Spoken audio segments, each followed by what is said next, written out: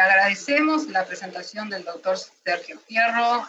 Hizo un destaque, todo lo que es un calendario de manejo sanitario que es fundamental, sobre todo cuando estamos hablando de categorías jóvenes, como estábamos tratando en el día de hoy, muy precisas y como ven, muchas alternativas o diferentes alternativas de manejo que se presentan para cada una de las situaciones que son viables en cualquier tipo de sistema de producción ovina. Bien. Entonces ahora vamos a pasar a la etapa de las preguntas, ¿sí?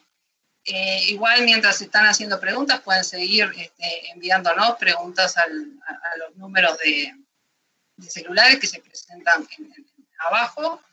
Y bueno, vamos a empezar con la primera pregunta que viene desde Tacuarembó, que en realidad en un principio se la habían hecho para el ingeniero Di Barbieri, pero después, viendo las presentaciones del ingeniero Francisco Ramos, se la vamos a hacer a él, porque tiene más que ver con su presentación, y bueno, y el ingeniero Di Barbieri, en caso que lo crea conveniente, apoyará o puntualizará algún punto de esta pregunta. Bien, la pregunta que viene desde Tacuarembó para el ingeniero Francisco Ramos es: ¿qué alimentos recomendarían para obtener ganancias mayores a 50 gramos por día y con altos contenidos de proteína? Muy bien, Elena, muchas gracias por la pregunta. Gracias a todos por participar de la actividad.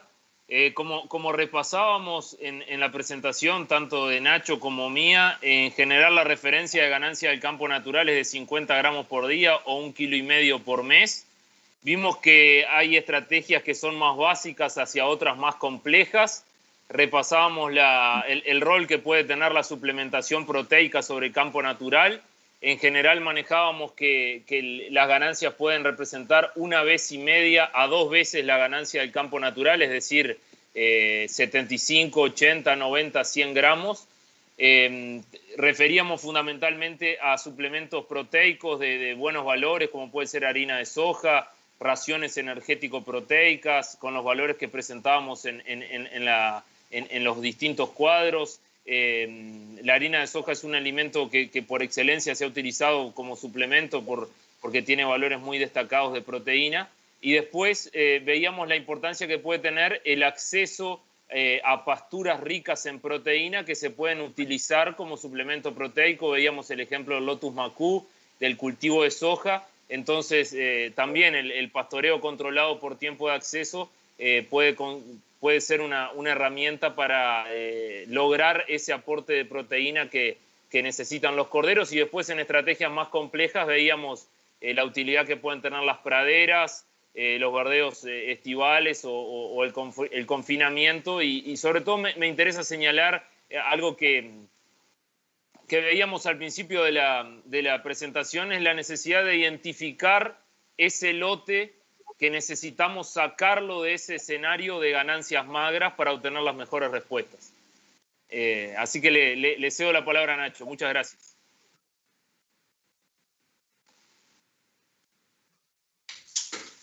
Gracias, Francisco. Yo solo quizás continuar con el razonamiento, ¿no? De conocer esa variación que tenemos dentro del lote. A veces el promedio es una muy buena información, pero saben una importante variación, y aquellos animales que estén por debajo de esa ganancia que nos fijamos como mínima de 50 gramos, tenemos un importante número de animales por debajo de esos 50 gramos, y son los que requieren más atención, más cuidado, y donde aplicar las tecnologías que nos mencionaba Francisco es clave para sacarlos de la zona de mayor riesgo de mortalidad en esos meses post-destete. Muy bien, muchas gracias. Bien, ahora pasamos a una pregunta para el doctor Sergio Fierro. La pregunta es la siguiente: ¿la seca actual no disminuye la carga parasitaria en la pastura y en el animal? Sí, buenas tardes para todos. Muchas gracias por la pregunta. Sí, es correcto. Es correcto. Las condiciones imperantes actuales pueden bajar las cargas parasitarias de las pasturas del animal. Por eso remarcamos la importancia del uso del HPG para la correcta dosificación. Bien. Excelente. Ahora tenemos una pregunta para el ingeniero Ignacio Di Barbieri, que es la siguiente. Para hacer el seguimiento o monitoreo post-destete, ¿puedo usar la condición corporal? ¿Qué animales sigo? Bien, muchas gracias, Elena. Quizás va asociado al hilo un mensaje que se dio en el correr de las presentaciones. Estamos hablando en algunos momentos de ganancias de peso mínimas objetivo muy bajas y con leves variaciones se obtienen impactos muy grandes, por ejemplo, en la tasa de riesgo de mortandad o en aspectos de salud, como mencionaba Sergio. Entonces, en estos periodos de tiempo y en este animal la condición corporal no sería la propuesta de seguimiento que propondríamos, sino un poco el uso de la balanza en la medida de lo posible. Sería la opción más adecuada para tener un diagnóstico, diseñar nuestro plan y hacerle el monitoreo, tanto el plan con resultados de la nutrición como en aspectos de salud, como hasta en la toma de decisiones, como mencionaba Sergio, al momento de dosificar, el tener un diagnóstico del peso de nuestros animales para hacer un correcto uso de las tecnologías. Así que si bien en algunos momentos la condición corporal es clave en el diagnóstico y toma de decisiones, en este momento post-destete quizás no sería la primera opción a tomar, sino el uso de la balanza es la que recomendamos, y elegir un número aleatorio de animales y que sea bien representativo del lote para no estar sesgados y estar haciendo un seguimiento de la punta del lote o la cola del lote, saber qué estamos siguiendo, a quiénes estamos siguiendo y durante todo el periodo. Muy bien, muchísimas gracias. Vamos a pasar a otra pregunta. Esta es Elena, ¿me permites un agregado a mi respuesta anterior? Sí, cómo no. Sí, cómo no. Porque quizá la terminé muy brusca a la respuesta. Entiendo la observación de la persona que la realiza. Lo que yo quise decir, porque capaz que la terminé, repito, muy brusca, era el HPG nos permite controlar eso y no solo sospechar esa disminución de la carga parasitaria en la pastura y en los animales. Nosotros medimos a través del HPG, lo medimos en el laboratorio, la carga parasitaria del animal, indirectamente estamos midiendo la carga parasitaria de la pastura. Entonces, de esa manera nos podemos sacar la duda de si las condiciones ambientales no han sido favorables para esas larvas en la pastura y evitar una dosificación innecesaria. Era parte de lo que veíamos en las gráficas, perdón, en esas gráficas que mostré al final. No, era solo un poco complementar, porque me quedé pensando, digo, capaz que quedó muy brusco y no muy cordial la respuesta, y en realidad era agradecerle a la persona que la hizo y profundizar un poco más en la respuesta. Perfecto, vale la pena siempre redondear los temas para que queden claros. Muchas gracias. Bien, ahora pasamos a una pregunta para el ingeniero Francisco Ramos. Esta pregunta viene desde Isla de Chiloé, del sur de Chile. La pregunta es la siguiente. Usted señaló que el destete propiamente tal conviene hacerlo encerrando por 48 horas a oveja y cordero. ¿Puede explicar con más detalle? No entiendo el sentido que el cordero esté encerrado las últimas 24 horas en vez de llevarlo al potrero. Muy bien, muchas gracias Elena y muchas gracias a todos los participantes de la región, argentinos, brasileños, chilenos, además del público uruguayo. Muchas gracias por acompañarnos en estas actividades virtuales. Iba a hacer un pequeño agregado a la respuesta a la pregunta anterior de distintos alimentos que nos pueden dar ganancias mayores a 50 gramos. Me puntualizaba el compañero ingeniero Rubén Argelaguet, técnico del Zulen Artigas, y de hecho en la presentación lo mostrábamos como ejemplo las ganancias que se han obtenido con DDGS de maíz. Veíamos el caso del Sicoma, es un alimento que está disponible en los últimos tiempos y tiene un costo que lo hace muy, muy apetecible. Yendo específicamente a esta pregunta respecto al destete, la recomendación histórica para las condiciones uruguayas ha sido que una vez llegada la fecha del destete, que se haya definido con la referencia que veníamos manejando de 3 a 4 meses de edad de los corderos, tratando de obtener un peso mínimo individual de 20 kilos, es encerrar 24 horas madres e hijos, ovejas y corderos, con buena sombra, pero sin acceso a comida ni bebida.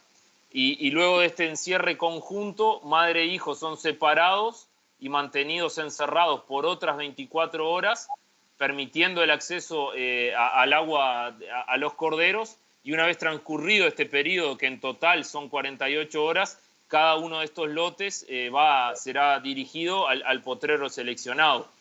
Toda esta operativa tiene por objetivo lograr un buen secado de las ovejas que van a estar finalizando la etapa de lactancia y sobre todo acostumbrar a los corderos a esa etapa en la vida que se les viene separados de sus madres. En general, ese tipo de estrategias han sido exitosas para lograr esa separación que no deja de ser un estrés entre ovejas y corderos, y como enfatizábamos en las distintas presentaciones, el lote de corderos destetados es una categoría que requiere un monitoreo frecuente y asiduo en los días sucesivos después de la propia operativa del destete. Muy bien, muchas gracias. Tenemos unas cuantas preguntas, está muy, muy lindo esto porque hace a la respuesta de la gente. Pregunta para el ingeniero Di Barbieri. ¿Por qué un cordero más liviano posee más riesgo de muerte?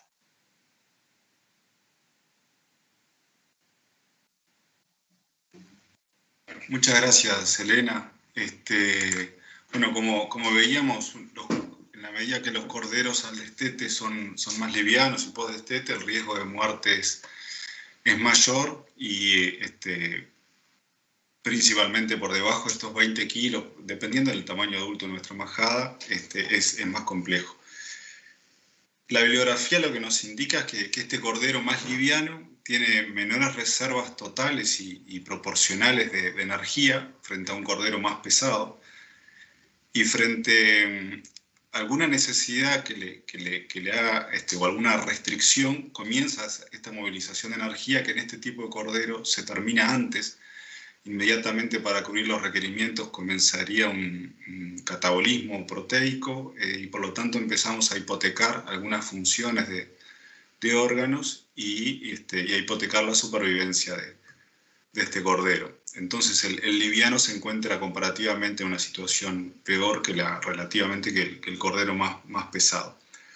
Lo otro que es importante es la edad. Cuanto más joven es, más grave puede ser el proceso, y también tener presente que este animal con una restricción nutricional le lleva más tiempo también recomponerse después de estas pérdidas de energía o incluso de proteína, por lo tanto se mantiene en riesgo por más tiempo. Y de ahí la recomendación que charlábamos, de tener un diagnóstico, conocer la variabilidad del lote y poder tratarlos de forma diferencial, que a su vez también tiene un argumento económico, pero va a tener una respuesta productiva distinta y bueno, atender los problemas con orden de prioridad y con foco. Muy bien. La pregunta siguiente viene para el doctor Sergio Fierro, que dice así: ¿qué soluciones tengo si mis corderos tienen pietín al momento de destetar? Bueno, muchas gracias, Elena, también y al oyente o al oyente por la pregunta. Muy, muy interesante. Creo que lo principal que tenemos que hacer es tratar de separar esos animales sanos de los enfermos y poder hacer una recría en la medida de lo posible por separado, tratar de recuperar los animales recuperables. Es una categoría que, si bien se afecta muy rápidamente, también tiene una mayor probabilidad de curación si hacemos los tratamientos adecuados, despeñados profundos, pediluvio con sulfato de zinc o con formol, y y lo ayudamos con antibióticos inyectables. O sea que básicamente sería tratar de hacer una separación inicial de sanos y enfermos y hacer un tratamiento adecuado sobre los sanos. Es probable que haya animales que no respondan a los tratamientos y en la medida de lo posible se deberían de eliminar de esa recría, pero como mencionamos en la presentación, el punto de partida va a ser que el siguiente año, en esas ovejas que vayamos a encarnar el año que viene, poder hacer el trabajo de limpiar la majada de cría de pietín y así no tener ese inconveniente con los corderos al destete. Muy bien, muchas gracias. Bien, ahora una pregunta para el ingeniero Francisco Ramos. Usted recomienda suplementar corderos. ¿Cómo los enseña a comer? Pregunta simple pero compleja al mismo tiempo. Efectivamente, Elena, muchas gracias por la consulta. La verdad que es un aspecto central en cualquier estrategia de suplementación que los ovinos sepan comer grano. En ese sentido, les recomiendo que examinen todos los materiales que se han producido en muchos años de investigación en las distintas instituciones, INEA, Facultad de Agronomía, Facultad Veterinaria, el SUL, y particularmente hay una hoja, una nota práctica, la número 31, que está disponible en la página web del Secretariado Uruguayo de la Lana, que se llama Cómo enseñar a sus ovinos a comer grano, donde está todo el detalle. El propio adiestramiento tiene por un lado la lógica de que los animales se adapten a un comportamiento distinto, a un manejo diferente y a alimentos nuevos, y por otro lado adaptar la flora ruminal a alimentos diferentes a lo que son las pasturas. En general, respecto a la rutina de adiestramiento y cómo se ha manejado a lo largo de las jornadas de este ciclo, un momento recomendable para realizar el adiestramiento es al pie de la madre. Es un aprendizaje que queda de por vida y además las ovejas madres tienen como una tendencia natural o son más propensas a iniciar el consumo aún no conociendo el alimento. Si no se hizo al pie de la madre, el propio destete, como decíamos en la presentación, puede ser una buena oportunidad. Los ovinos tienen buena memoria y en etapas tempranas de su vida, ya sea al pie de la madre o al destete, van a incorporar ese hábito y eso nos puede servir en futuros planteos de suplementación que realicemos en etapas futuras de la vida del animal, ya sea cuando las corderas integren la majada de cría o en estrategias de invernada que involucren suplementación. Después, en lo que refiere estrictamente a la operativa, en general se recomienda hacer un semi-encierro que puede hacerse con eléctricos a razón de 4 a 10 metros cuadrados por animal. Deberíamos elegir un lugar tranquilo, tal que no haya demasiado estrés. La recomendación es encerrar por la mañana y al día siguiente empezar a suministrarles una cantidad que puede ser 50 gramos por animal de un concentrado palatable, por ejemplo, harina de soja. Los animales se rodean, se acercan al comedero y por la tarde se van largando entre 1 a 2 horas a algún potrero cercano donde puedan comer algo, donde puedan desarrollar su comportamiento natural de pastoreo. Luego regresan al encierro. Esta tarea diaria se va repitiendo todos los días, limpiando el comedero y suministrando nuevamente 50 gramos por día. Es importante que monitoreemos y conforme vaya avanzando este proceso va a haber algunos animales que vayan incorporando el comportamiento de acercarse al comedero y de alimentarse a través del suplemento. Va a haber otros animales que no. Es recomendable tratar de apartarlos y darles un tratamiento diferencial, siempre partiendo de esos 50 gramos por día. Los animales que van comiendo pueden ser... se les puede prolongar ese pastoreo que se les da por la tarde, mientras que los que no comen se sigue siendo estricto con largarlos 1 o 2 horas nomás de ese encierro. Y bueno, transcurrido un periodo variable que puede ser de 8, 10, 12, 15 días, es esperable que prácticamente el 100% de los animales aprendan a comer suplemento. Puede haber siempre una proporción menor de animales que nunca incorporen el hábito, pero por ahí pasa un poco las principales claves de la operativa para enseñar a comer a los animales. Es importante también respetar la rutina, cumplir el horario, limpiar los residuos del comedero, ofrecer agua fresca a voluntad, buscar un lugar que tenga un piso firme y tratar de ofrecer un espacio de comedero por animal en el eje de los 30 a 40 centímetros por animal y con una altura de 30 a 40 centímetros también.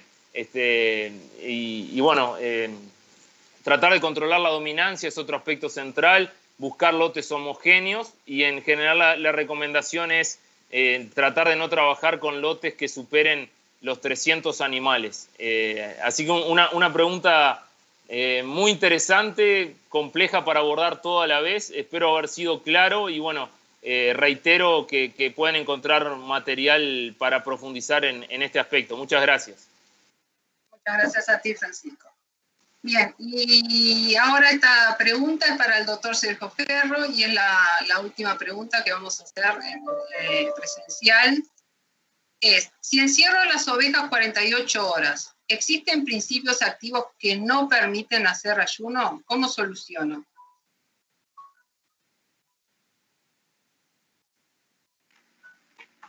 Perdón, Elena, se entrecortó y no solo escuché ayuno.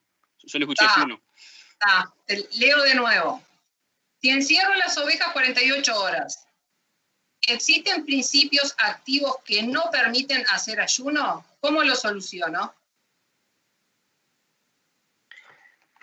Bien, es una pregunta muy, muy interesante y seguramente, como todas las cosas, tiene diferentes respuestas desde el punto de vista técnico. En términos generales, nosotros epidemiológicamente en algún momento el doctor Castel estuvo evaluando el impacto de ese encierro. Imagino que ese encierro está hablando de un encierro para que los animales descarguen en ese potrero y no descarguen en el potrero reservado. Entiendo por ahí la pregunta. Si bien los animales pueden llegar a descargar algo en el potrero reservado, epidemiológicamente se entiende de que el impacto no va a ser demasiado grande, ¿ah? Entonces, y además hay que tener en cuenta que hay algunos principios activos que señalan directamente que evitar los ayunos en la dosis previo o posterior a las dosificaciones.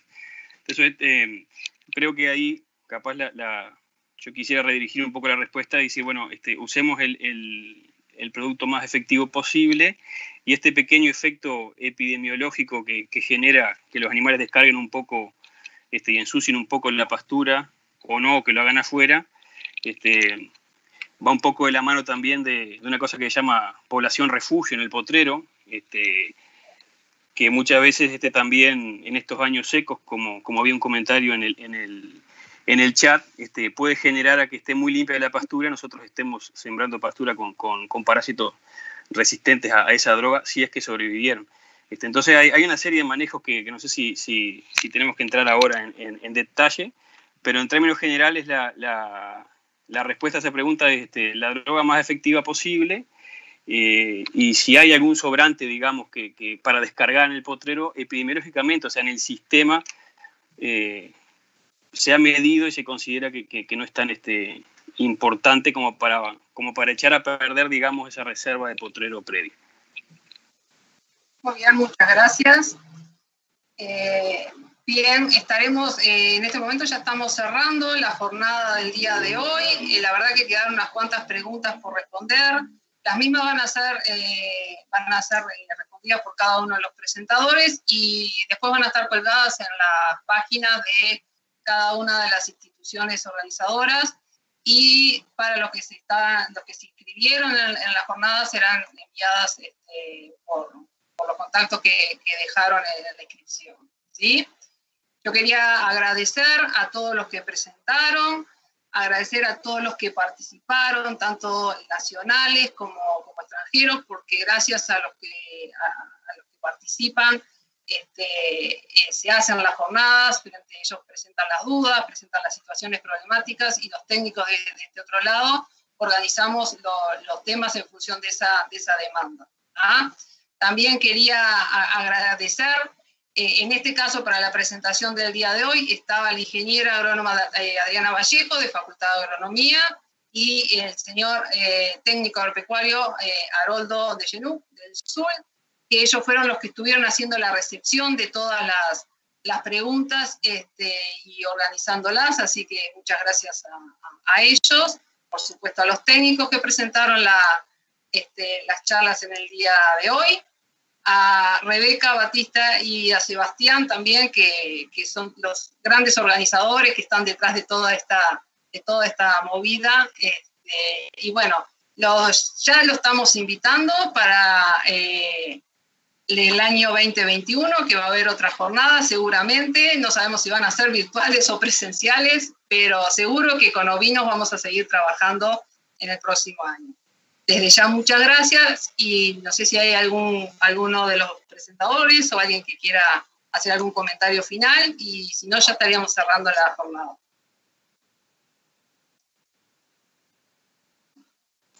Muchas gracias. Bueno, gracias a ustedes, gracias a todos por haber participado, y bueno, nos vemos en el 2021 de nuevo con Vamos con Más Porteros, edición 3.